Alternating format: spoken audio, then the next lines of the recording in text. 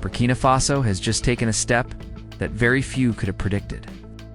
And for many around the world, the news has landed like a thunderclap.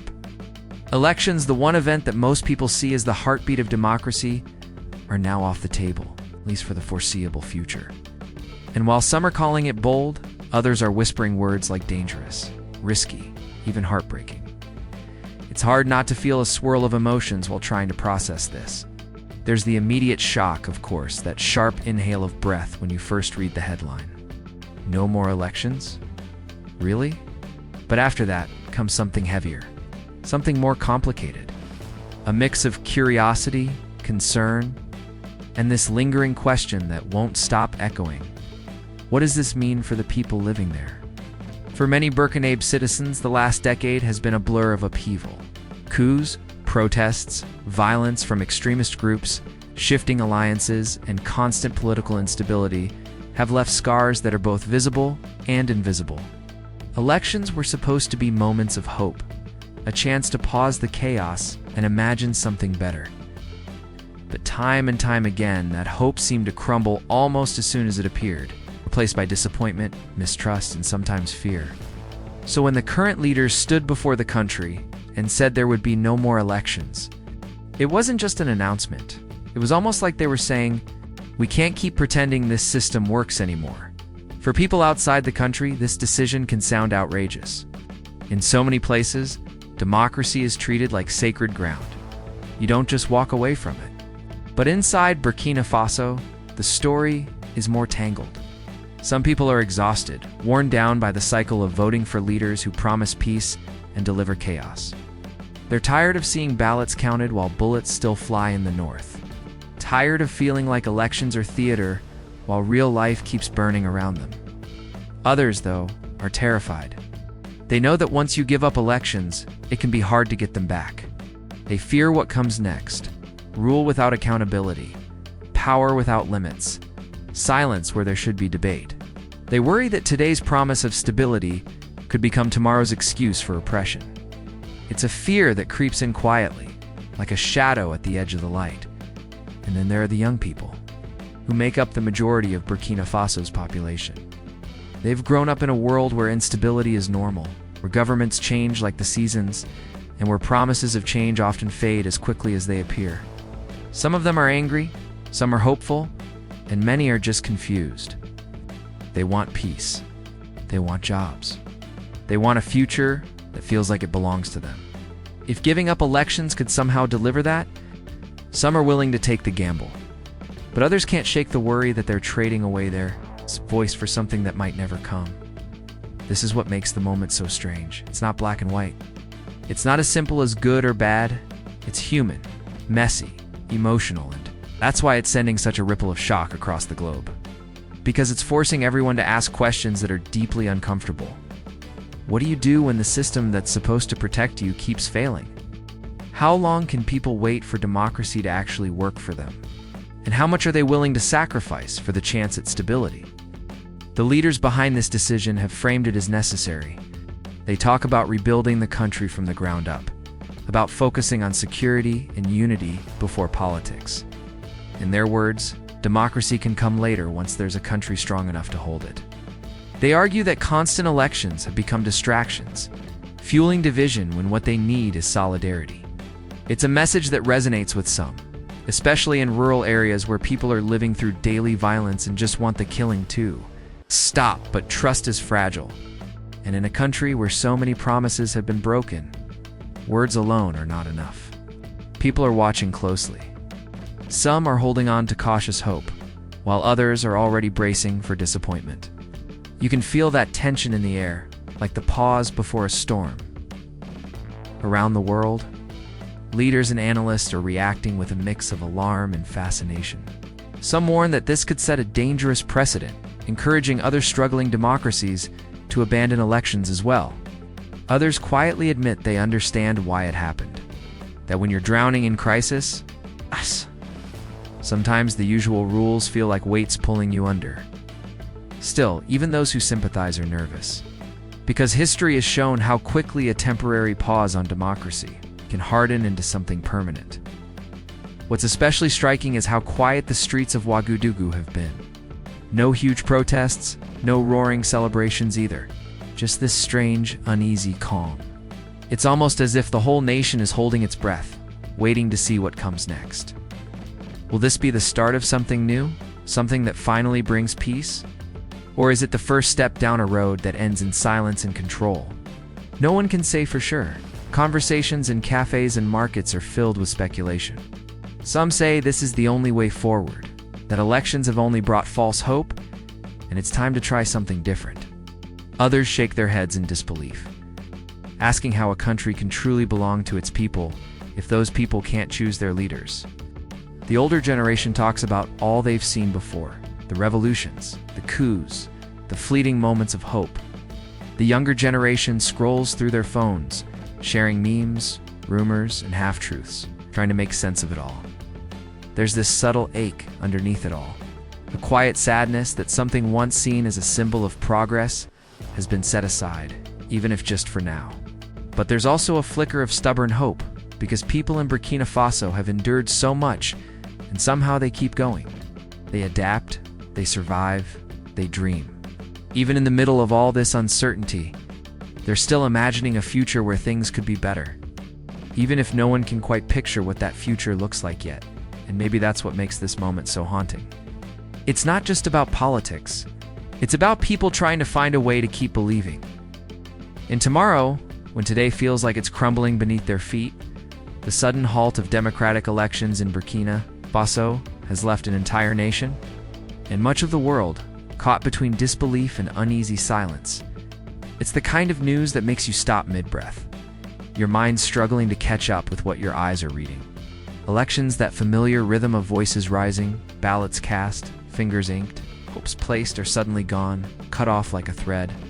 And even though the announcement came with firm words and confident promises from those in power for so many people, it feels more like the ground shifting beneath their feet. Democracy has always been complicated in Burkina Faso, for decades. It has been both a fragile dream and a constant struggle. The people have stood in long lines under burning sun, casting votes again and again, hoping that maybe this time would be different. They've watched governments rise and fall, military regimes come and go, and leaders promise a better future that somehow kept slipping away. There was always turbulence, always tension, but the ritual of elections gave people something to hold on to, a reason to keep believing. Now, suddenly, that thread has been cut. What's left is an unsettling quiet. It's hard to describe what that quiet feels like. It's not just silence. It's the heavy pause after bad news, when everyone is still processing what it means. People gather in markets, in dusty courtyards, outside cafes, and speak in low voices. Some are angry, their words sharp and quick, asking how anyone can simply take away the right to choose. Others speak with a strange calm, almost relieved, saying elections had become meaningless anyway, a cycle of promises and disappointments that only deepened the country's wounds. Between these voices is a wide space filled with uncertainty, where so many don't even know how they feel yet. For the younger generation, this sudden halt has been especially jarring. They've grown up with chaos as the backdrop of their lives, terrorism in the north, economic struggles, political instability like shifting sand under their feet. Many of them never saw democracy fully working, only fragments of it, flashes of hope that faded too quickly. And now they are watching that fragile idea disappear altogether. Some shrug and say, maybe this is what it takes to finally bring stability. Others are quietly furious, their dreams of change slipping further away, like something delicate they can't hold on to. What makes this moment even heavier is the way it touches on trust. Elections weren't just about choosing leaders, they were about believing that the people's voice mattered. And even if the system was broken, even if corruption and violence stained the process, the act of voting carried a quiet dignity. It was a way of saying, we still matter, we still have a say. With that suddenly gone, a lot of people are struggling with a deeper kind of loss.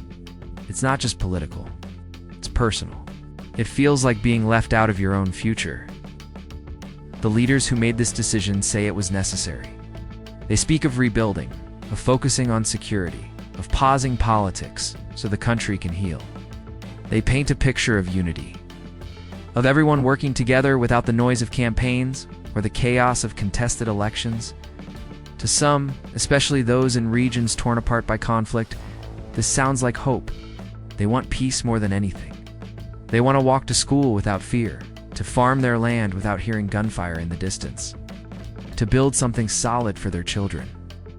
If stopping elections is the price for that, some are willing to pay it. But hope is tangled with fear. There's a quiet worry that without elections, there will be nothing to hold leaders accountable, nothing to stop power from hardening into something immovable. Older people remember past regimes, the silence, the fear of speaking out. They've seen how easily temporary measures can stretch on for years. That memory lingers in the air, even if few dare to say it aloud. The thought that this could be the beginning of something much darker is like a cold draft slipping through a closed room outside Burkina Faso. The reaction has been a mix of alarm and fascination. Analysts on television debate it like a puzzle, pointing at charts and timelines, while people living through it feel something much more raw: confusion, grief, exhaustion. To outsiders, the end of elections seems like a dramatic break. Too many inside, it feels like the slow collapse of something they already knew was crumbling. It's almost like watching a bridge fall apart piece by piece. And then one day someone simply says, "We're not rebuilding it." What lingers now is this strange blend of stillness and tension. Streets are calm, but not peaceful. More like the calm that comes when people are holding their breath, waiting to see what comes next. Conversations drift between anger and resignation, hope and fear. A shopkeeper might shake his head and mutter that nothing ever changes. A student might insist this is the only way forward. And in between, countless others are just quietly watching. Their feelings tangled and hard to name. In many ways, this isn't just about politics. It's about identity. For years, even through the chaos, people held on to the idea that their voices mattered. That somehow, through all the instability, they still had the right to shape their country's path.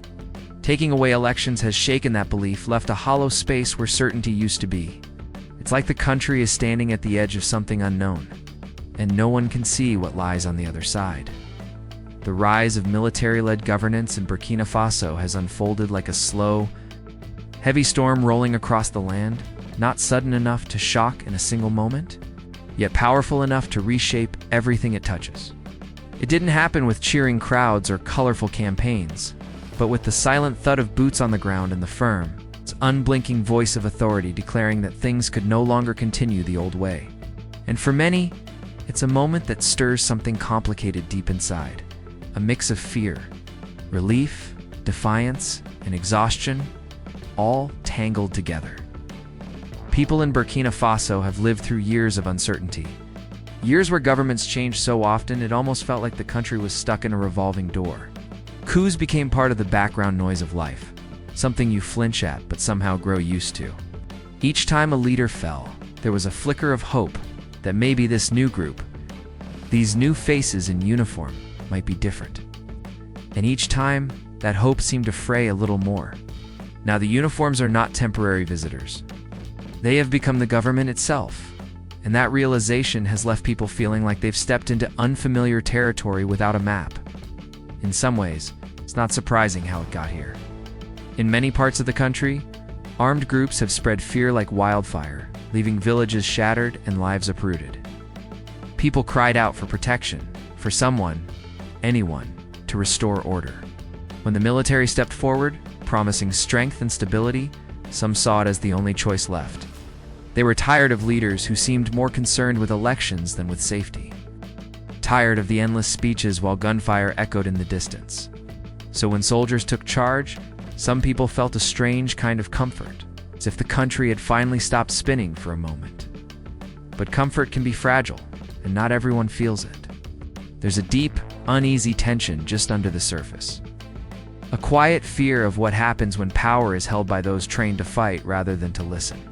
Military rule carries a certain hardness with it, a discipline that leaves little space for dissent or debate.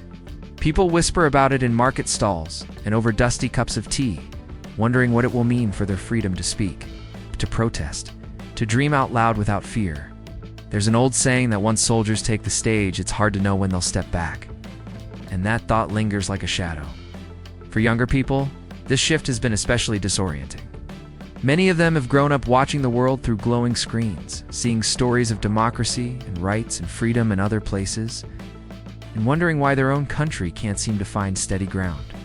Now, they're watching soldiers in berets deliver speeches instead of elected leaders. And it feels like the future they imagined is slipping further away. Some are quietly furious, their hopes bruised again. Others are just numb, worn down from seeing so many changes that nothing surprises them anymore.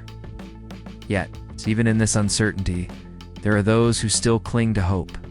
They see the military's rise not as an end, but as a kind of pause, a hard reset that could, if handled with care, create space to rebuild the country from its fractured pieces. They talk about strong leadership, about unity, about cutting through the endless arguing that seemed to paralyze civilian governments. For them, the uniforms represent focus, discipline, and the possibility of order after years of chaos. It's not so much belief in the military as it is desperation for something to finally hold the country together. Still, trust is not something that can be commanded, and the air is thick with doubts. People remember how quickly power can twist intentions, how easy it is for leaders to begin thinking of themselves as saviors rather than servants. They've seen what happens when fear becomes a tool, when silence is mistaken for peace. Even those who quietly support the military's takeover can't help but watch with wary eyes, wondering if this strength they've welcomed will one day turn against them. There's a fine line between stability and control, and no one is sure where that line will be drawn. Outside Burkina Faso, the world watches with furrowed brows and cautious words. Some foreign leaders speak in clipped statements about restoring democracy and respecting constitutional order, while others simply murmur about monitoring the situation, but for people living inside it, those words feel distant, almost hollow. They are the ones waking up each day to the sight of armed patrols. The ones whose futures depend on decisions being made behind closed doors by men in uniform. It's not abstract for them. It's real, it's personal, it's pressing down on their everyday lives like a weight. And in the middle of it all, life goes on. Children still chase each other through dusty streets. Vendors still call out prices over piles of mangoes. Motorcycles still weave through the chaos of traffic. But beneath that familiar rhythm, there's a quiet shift in the air, a sense that something fundamental has changed. The air around Burkina Faso feels heavy with uncertainty, like the quiet pause before a storm when the sky seems to hold its breath. The country's decision to halt elections and embrace military-led governance has not just shaken its own people, it's rippling far beyond its borders, stirring a wave of uneasy reactions around the world. And at the heart of it all is this unsettling truth: no one really knows what comes next. That unknown is what keeps people awake at night, what makes the world watch with wide, worried eyes. Inside the country, life hasn't stopped. The markets are still alive with the clatter of voices. Children still run barefoot down dusty roads, and people still gather at cafes to sip sweet tea. But beneath that surface, you can feel a quiet tension, like everyone is waiting for something they can't name. It's the uncertainty that makes every moment feel fragile, as if the whole country is walking on thin glass and trying not to breathe too loudly. And this feeling has reached beyond borders. Diplomats, journalists, aid workers, even ordinary people halfway across the world are watching closely, wondering if Burkina Faso is on the edge of collapse or the brink of something entirely new. For many outside observers, the uncertainty is deeply unsettling. Countries used to seeing democracy as the default are now staring at a place where that path has been abruptly abandoned, and they don't quite know how to respond. Some leaders speak with thinly veiled alarm, warning that this could encourage other struggling nations to follow the same path. Others sound almost cautious, as if they understand why it happened, but are afraid to say it out loud. It's created this strange chorus of mixed reactions: concern, condemnation, curiosity, all tangled together, and none of it offering any real clarity. Aid organizations are quietly anxious too. They've spent years trying to help Burkina Faso's people through conflict and poverty. and now they're unsure how this new chapter will affect their work. Will the military government allow them to operate freely? Will funding dry up as international partners pull back in protest? Behind closed doors, these questions are whispered in worried tones. No one wants to walk away from people who desperately need support. But there's fear of becoming entangled in a system that could grow more authoritarian with time. It's like standing at the edge of a fog-covered road. You know you need to move, but you can't see where your next step will land. And for ordinary people outside the country, this news has become something they can't stop thinking about, even if they're far away from it. On social media, you see long threads of speculation and worry. Some people are outraged, seeing this as a betrayal of democracy. Others are strangely sympathetic, saying maybe the old system was too broken to save. What's striking is how emotional the reactions are. People aren't just analyzing events, they're feeling them. Imagining what it would be like to wake up one day and find the familiar rules of their country quietly erased. It's a kind of empathy wrapped in fear. Inside Burkina Faso, that fear is quieter but heavier. People don't always speak it out loud, but it shows in the way they move. The way their eyes flick to the side before they talk politics. There's this sense that the future has slipped out of their hands. That decisions about their lives are being made far away from them, in rooms they'll never see. It's a lonely feeling, like being a passenger on a train whose destination has been erased from the map. Some cling to hope, saying maybe the military will rebuild the nation and bring peace. Others can't help but worry that the longer uncertainty lingers, the more space it creates for fear to grow. Meanwhile, neighboring countries are watching with nervous caution. Some have sent soft-spoken envoys trying to open quiet channels of dialogue. Others are quietly tightening their borders, just in case the turmoil spills outward. There's this underlying worry that Burkina Faso's uncertainty could become contagious, inspiring similar upheavals in places where faith in democracy is already fragile. That fear has made the region feel like a row of dominoes. Standing close together and trembling slightly with every gust of news, global powers have their eyes fixed on the situation too. But their reactions are tangled in their own interests. Some speak about stability, others about human rights. And behind those words is the silent calculation of strategy, resources, influence, alliances. It's a reminder that while Burkina Faso's people are living this reality, for many outside observers it's still a piece on a much larger chessboard. That cold distance can feel jarring, especially when you think about the very real lives caught in the middle of this uncertainty. Just trying to survive each day without knowing what kind of world they'll wake up to tomorrow. And yet, even with all this tension, people keep hoping. It's quiet hope. It's the kind that lives in small moments, and a teacher showing up to her classroom despite everything. It's a farmer planting seeds even though he doesn't know who will rule when harvest comes. It's the kind of hope that isn't loud or dramatic but stubborn, the kind that keeps breathing even in the dark. That's what makes the uncertainty feel so sharp, because it's pressing down on people who are still trying to dream, still trying to believe that things can get better, even if they can't see how just yet. Everywhere you look, from the worried eyes of a mother buying bread in Ouagadougou to the furrowed brows of diplomats, half a world away, there's this same quiet question lingering in the air. What happens now? No one has an answer. And maybe that's the hardest part, this not knowing. This standing on the edge of something that could become either healing or heartbreak, and realizing the world is watching, holding its breath with you. If this story opened your eyes or gave you a new perspective, don't just scroll away, be part of the conversation. Hit subscribe to stay ahead of the curve. Like if you believe the world needs to hear more untold truths. And comment your thoughts, because your voice might spark the next big change.